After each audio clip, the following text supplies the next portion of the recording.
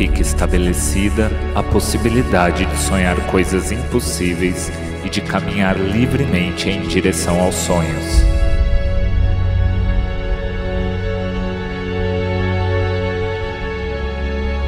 Fique estabelecida a possibilidade de sonhar coisas impossíveis e de caminhar livremente em direção aos sonhos.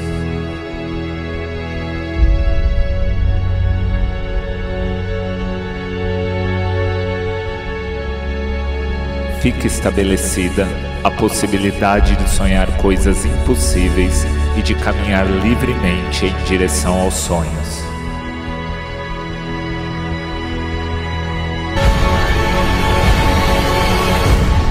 Podcast sobre Yoga. Olá, gente. Namastê. Meu nome é Daniel Braga Lima. Sou praticante, estudante e professor de filosofia e yoga. Este é o podcast sobre yoga. Gravar este podcast foi uma forma que encontrei de praticar com minhas alunas, meus alunos, algo que chamamos de Jnana Yoga dentro da filosofia yoga. Jnana Yoga significa Yoga do conhecimento. Como explicado no início de nossos estudos, dentro da prática de yoga, nós também praticamos Jnana Yoga, que se trata do exercício de pensamento a partir do nosso intelecto. É o estudo teórico de tudo que está envolvido na prática de yoga. Os aspectos históricos, culturais, filosóficos, técnicos e aplicações da prática. Tudo isso sem desconectar da sua história, trajetória e objetivo final que o yoga propõe. Nossa filosofia de origem indiana vem evoluindo com o tempo e dessa forma temas científicos aplicados ao yoga também hoje em dia fazem parte do nosso Jnana Yoga. Neste programa vou falar um pouquinho de um dos temas que mais sou apaixonado dentro da nossa filosofia. Falarei um pouco sobre algumas das divindades da mitologia hindu que aprendi com a professora Lúcia Brandão, que sempre nos ensina com muito carinho e amor. Como em nossas práticas de meditação com mantras, é comum termos convidados não praticantes ou até praticantes de yoga de outras linhagens, outros locais e professores.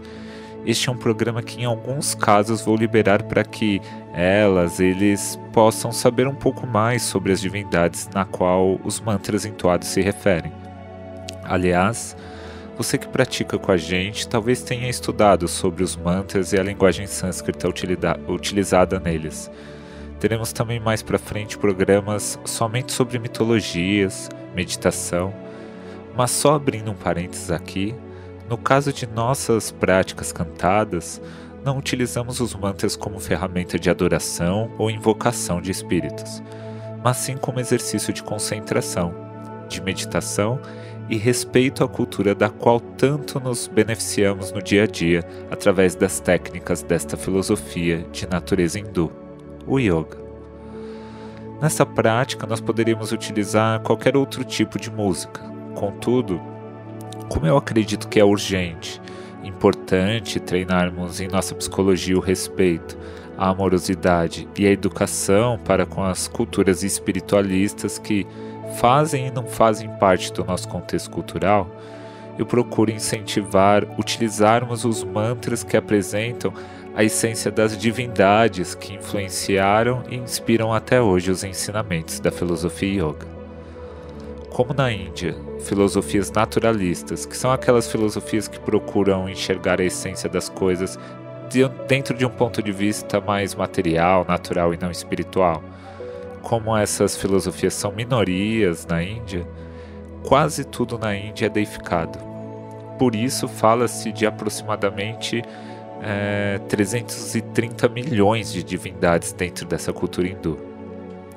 Após toda aquela história da Índia que estudamos, sobre as civilizações sendo formadas no rio Indus entre 5.000 e 10.000 anos antes de Cristo, e a partir dali foram se espalhando por todo o território indiano, mais adiante na história, já no século XVI depois de Cristo, Akbar, que foi um dos imperadores da dinastia islâmica da Índia, avô do imperador Shah Jahan, que construiu o Taj Mahal, Ele, o imperador Akbar, em seu tempo de regência, tentou juntar 3 culturas espiritualistas, tentando desenvolver uma religião onde o cristianismo, o islamismo e o hinduísmo fossem unidos. Esse movimento contribuiu muito para a forma como consideramos os conhecimentos espirituais da Índia antiga hoje em dia. Dessa forma, quando citamos as tradições da Índia mais conhecidas de teor espiritualista, nós falamos inicialmente sobre o que chamamos de Brahmanismo. Já explicada no estudo anterior, todos os saberes experimentados pelos Brahmanes, aqueles que cuidam de todos os saberes, inclusive dos saberes espirituais, aqueles que experimentam um saber maior, desta forma, eles desenvolveram toda essa filosofia chamada Brahmanismo. Já no século XVII, com a invasão dos ingleses, todos os acontecimentos indianos até então, eles foram juntados, dando-se o nome de hinduísmo. Portanto, o Brahmanismo é uma terminologia anterior ao hinduísmo. Uma outra tradição espiritualista com força dentro da Índia é o Jainismo, que é uma tradição de pequenos seguidores, cerca de 0,03% da população total indiana. Não é uma tradição muito fácil de se seguir, pelo fato deles de se exigir uma cobrança muito forte no comportamento das pessoas. O Mahatma Gandhi, ele seguiu um pouco dessa tradição, e apesar de pequena, perto da quantidade de pessoas no país, 15% da economia da Índia é desenvolvida pelos jainistas. Temos também o budismo, que curiosamente, apesar de origem indiana, não tem muita repercussão dentro do país, mas sim no restante do mundo. E também temos o islamismo, que deixou a sua marca não só na forma de pensar, mas também nas construções arquitetônicas, com um estilo bem próprio deles. E também uma das tradições espiritualistas muito respeitadas na Índia é o Sikhismo. Essa tradição se originou no século XV, em Punjab. É uma cidade que limita a Índia e o Paquistão. O seu criador ele foi o Guru Nanak, ele é conhecido também de Guru Nanak Dev Ji, que significa santidade e respeito. Nanak procurou juntar o que considerou como sendo o melhor do islamismo e do hinduísmo. Nessa tradição existe um conceito muito forte de dignidade humana, fortaleza, solidariedade e algo que podemos chamar de proteção. Toda a guarda da Índia é feita pelos Sikhs. São aqueles que usam um turbante, não de pano, mas sim como se fosse um chapéu. Aqui no Ocidente, todas essas tradições espiritualistas e algumas poucas naturalistas nos ajudam a entender o que chamamos de hinduísmo. Como disse em um episódio passado de nosso Jnana Yoga, hinduísmo é um termo ocidental. Na Índia eles preferem chamar de Sanatana Dharma, que significa a religião eterna que incorpora todos os aspectos da verdade. Ou pode traduzir também como a cultura eterna que incorpora todos os aspectos da verdade. As divindades hindus fazem parte da cultura do hinduísmo. E como o yoga é uma das 6 filosofias reconhecidas e aceitas oficialmente dentro da cultura hindu, mesmo nascida em sua época como algo dentro de um sistema de contracultura, como eu expliquei em um dos nossos estudos passados, existe uma mitologia espiritual aplicada ao yoga. A conexão transcendental espiritual dos povos antigos da Índia inspiraram as escrituras védicas e suas escrituras complementares, onde começam a aparecer informações sobre a prática de yoga. E por conta disso, esse aspecto metafísico é respeitado. É mantido até hoje em todo o mundo, mesmo para aqueles que seguem a filosofia yoga de vida em um modo naturalista. Hoje falaremos um pouco sobre as divindades trazidas pela relação transcendental dos povos antigos, que revelam o yoga como sendo uma filosofia que nos ajudam a alcançar uma realização de vida, uma realização espiritual. Eu acredito que as pessoas não se dão conta do tanto que o autoconhecimento nos proporciona. Esse mergulho no nosso eu interior nos permite entender e refletir sobre os nossos padrões de reações e cada marca que as pessoas com quem interagimos deixou em nós. O autoconhecimento, para mim, é uma das principais chaves da felicidade, pois com ele nós podemos ver com humildade como nós somos e do que nós precisamos. Nos conhecer, então, é o primeiro passo para a melhoria. A busca pelo autoconhecimento com certeza me ajuda a encontrar paz, bem-estar e felicidade. Muito mais porque o autoconhecimento me ajuda a saber quais são os meus limites, aquilo que eu quero, aquilo que eu não quero, que me faz bem ou não. E aí, tendo isso como uma forma de levar a vida, a gente vai encontrando melhores possibilidades e fazendo melhores escolhas. A busca pelo autoconhecimento, até então, eu tinha dificuldade de entender o que era isso. Então, agora eu estou assim melhorando essa busca, procurando entender, após eu estar fazendo o treino da yoga, que a gente fica aqueles momentos mentalizando, sentindo mais em si próprio, no silêncio. Então, a gente se dedicando, então é lógico que traz felicidade e bem-estar. Ok? Boa tarde, namastê. Segundo o teólogo cientista da religião Alexandre Comino, o Homo sapiens, ou seja, o macaco que pensa, o homem tal qual entendemos, ele surge apenas no momento que começa a enterrar seus mortos. Então, o que faz você identificar a diferença daquele ser Homo sapiens enterrado para um macaco é ele ter sido enterrado ritualisticamente. É a partir deste momento, dessa mudança de comportamento que surge o Homo sapiens, dentro de uma visão evolucionista, antropológica, sociológica. Historicamente falando, afirmamos que esse Homo sapiens é um ser religioso, com hábitos ritualísticos, e no momento em que nós começamos a pensar e ritualizar, começamos a identificar consciência, expansão da consciência e o aspecto transcendental de nós mesmos. Desde que homem, é Homo sapiens. Ele passa pela experiência do transe, do êxtase religioso, de uma experiência espiritual que lhe mostra ser ele mesmo algo além do que apenas matéria. A vida continua depois dessa vida, ou se preferir, a vida continua depois da morte. As primeiras divindades, o primeiro contato com o divino, que acontece no tempo daqueles que buscavam o saber no período dos Vedas, na Índia, em torno de 3, 4, 5 mil anos antes de Cristo, são as divindades da natureza. A água, o oceano, o céu, a tempestade, o raio, o sol, etc. Ou seja, tudo que tem a ver com a natureza, naquele momento é deificado.